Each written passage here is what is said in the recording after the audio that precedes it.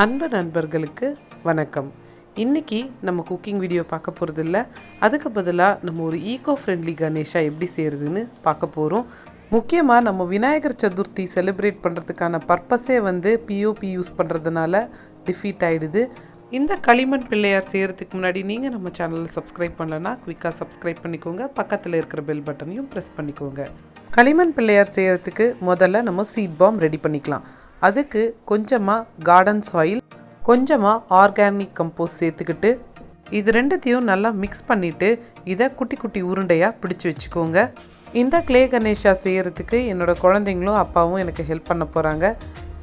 இது கம்ப்ளீட்டாக ஒரு டீம் ஒர்க் தான். இப்போ இந்த மாதிரி குட்டி குட்டி உருண்டையாக நம்ம பிடிச்சி வச்சாச்சு. இதில் நான் விதை வைக்க போகிறேன். இது பார்த்திங்கன்னா சங்கு புஷ்பம், 2 பெட்டல்ஸ் இருக்கிற சங்கு புஷ்பத்தோட விதை, அதாவது ப்ளூ கலர் சங்கு புஷ்பத்தோட விதையை நான் இந்த உருண்டை பிடிச்சிருக்கிற இந்த மண் கலவைக்குள்ளே நான் வைக்க போகிறேன். ஒரு உருண்டைக்குள்ளேயும் நான் 2 சீட்ஸ் வைக்கிறேன். சீட்ஸை நல்லா உள்ளே அழுத்தி வச்சுட்டு திருப்பி நல்லா உருண்டை பிடிச்சிருங்க. சீட்ஸ் டேமேஜ் ஆகக்கூடாது. நம்ம வச்சுருக்கிற சீட்ஸ் வெளியே விழாமல் இருக்கிறதுக்கு திருப்பி நல்லா உருண்டை பிடிச்சி வச்சுக்கோங்க. இந்த மாதிரி எல்லாத்தையுமே ரெடி பண்ணி நாங்கள் வச்சுக்கிட்டோம். அடுத்ததாக சீட் பாமுக்கான அவுட்டர் கவரிங்கை ரெடி பண்ணிக்கலாம். கொஞ்சமாக களிமண் எடுத்துக்கிட்டு அதை நல்லா இந்த சப்பாத்தி மாவு இப்படி திரட்டுவோம்ல, அந்த மாதிரி கையாலே இப்படி திரட்டிட்டு இதுக்குள்ளே நம்ம ரெடி பண்ணி வச்சுருக்கிற சீட் பாமை உள்ளே வச்சு இதை நல்லா கவர் பண்ணிவிடுங்க. இந்த மாதிரி ரெடி பண்ணி வச்சுருக்கிற ஒரு உருண்டைக்கும் நம்ம இந்த மாதிரி களிமண்ணை ஸ்ப்ரெட் பண்ணி அதை இந்த மாதிரி கவர் பண்ணி ரெடியாக வச்சுக்கலாம். இந்த மாதிரி நல்லா கம்ப்ளீட்டாக க்ளோஸ் பண்ணி சீல் பண்ணி கவர் பண்ணிவிடுங்க. அங்கங்கே கொஞ்சம் கிராக்ஸ் இருந்தால் பரவாயில்ல. என் பசங்க சூப்பராக சீட் பாம்ஸ் ரெடி பண்ணிட்டாங்க. அடுத்தது நம்ம களிமண்ணில் பிள்ளையார் செஞ்சுருவோம். நம்ம ரெடி பண்ணி வச்சுருக்கிற சீட் பாம் ஒன்று பிள்ளையாரோட தலையில் வைக்கலாம், இல்லைனா தொப்பையில் வைக்கலாம். இந்த களிமண் பிள்ளையாரை கம்ப்ளீட்டாக எங்கள் அப்பா தான் செய்கிறாரு. அவர் ஆர்ட் அண்ட் கிராஃப்டில் ரொம்ப இன்ட்ரெஸ்ட் இருக்கிற ஒரு பர்சன். அதனால் இதுக்கு என்னால் கட்டாயமாக டிஸ்கிரிப்ஷன் என்னால் கொடுக்கவே முடியாது. எங்கள் அப்பா தான் என்னோடய குழந்தைங்களுக்கு எப்படி இது செய்யணும்னு சொல்லி கொடுக்க போகிறாங்க. அதுக்கு முன்னாடி நான் நிறைய பிஓபி பிள்ளையார் பார்த்து நான் ரொம்ப டிஸ்ஹார்ட்டனாக ஆகிடுச்சு. எனக்கு ரொம்ப மனசு கஷ்டமாகிடுச்சு. நம்ம பிள்ளையார் சதுர்த்தி செலிப்ரேட் பண்ணுறதுக்கான தாத்பரியமே புரியாமல் நம்ம பல பேர் பிஓபி பிள்ளையார் யூஸ் பண்ணுறது தான் எனக்கு ரொம்ப வருத்தமாக இருக்குது. நம்ம ஏன் களிமண் பிள்ளையார் யூஸ் பண்ணுறோன்ற விஷயம் உங்களுக்கு தெரிஞ்சதுன்னா பரவாயில்ல, பட் தெரியலன்னா தயவு செஞ்சு தெரிஞ்சுக்கோங்க. நம்மளுக்கு 2 பட்டம் இருக்குது. ஒன்று தைப்பட்டம், இன்னொன்று ஆடிப்பட்டம்.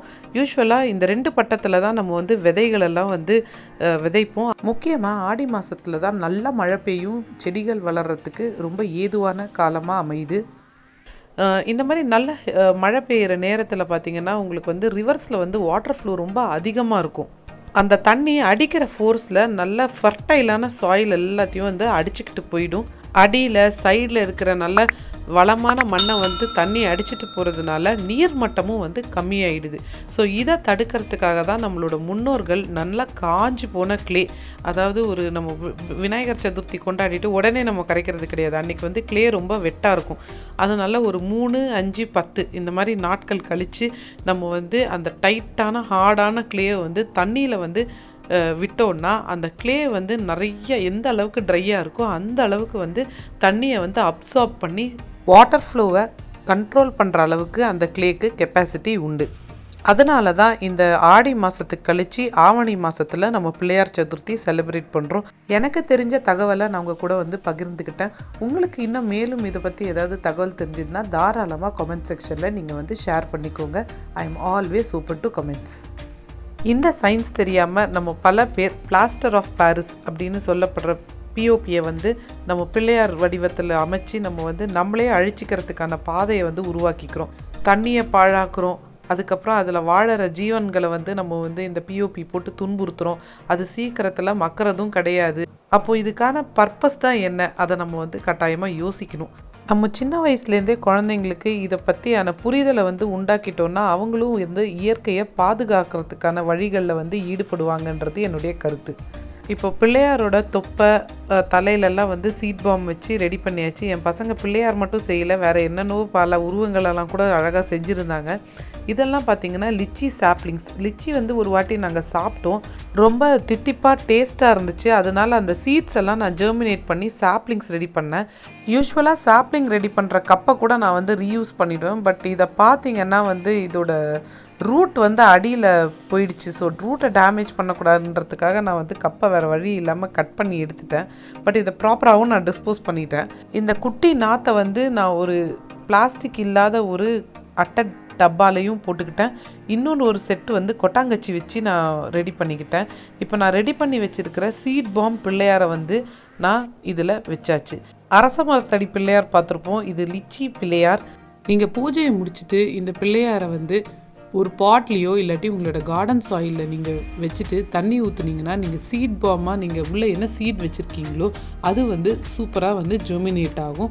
நீங்கள் சீட் பாம் ரெடி பண்ணும்போதே நீங்கள் வந்து அந்த சீட் பாம்குள்ளே வந்து ஃப்ரூட்டிங் ட்ரீஸோட விதையை கூட நீங்கள் வைக்கலாம்.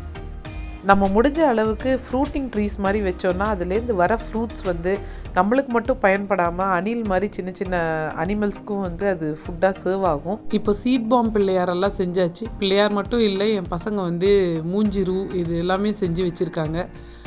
இது வந்து அவங்களோட டீச்சர்ஸ்க்கு கிஃப்ட் பண்ணும் அப்படின்னு ஆசைப்பட்டாங்க. ஒவ்வொரு வருஷமும் பிள்ளையார் சதுர்த்திக்கு என் குழந்தைங்க கையால் தான் நான் பிள்ளையார் செஞ்சு வைப்பேன். பட் இந்த வருஷம் பார்த்திங்கன்னா எனக்கு நல்ல ஃபீவர் வந்துருச்சு. ஜஸ்ட்டு பக்ஷனை மட்டும்தான் என்னால் செய்ய முடிஞ்சுது. என்னால் என் குழந்தைங்களுக்கு வந்து பிள்ளையார் சதுர்த்தி டைமில் வந்து பிள்ளையார் செய்கிறதுக்கு ஹெல்ப் பண்ண முடியல. வெளியிலேருந்து தான் வாங்கணும். அதுவும் அதில் ஒரு கோல்டு கலர் பெயிண்ட் அடிச்சிருக்காங்களேன்ற ஒரு கவலை வேற எனக்கு. மீண்டும் உங்களை ஒரு சூப்பரான வீடியோவில் சந்திக்கிறேன். நன்றி.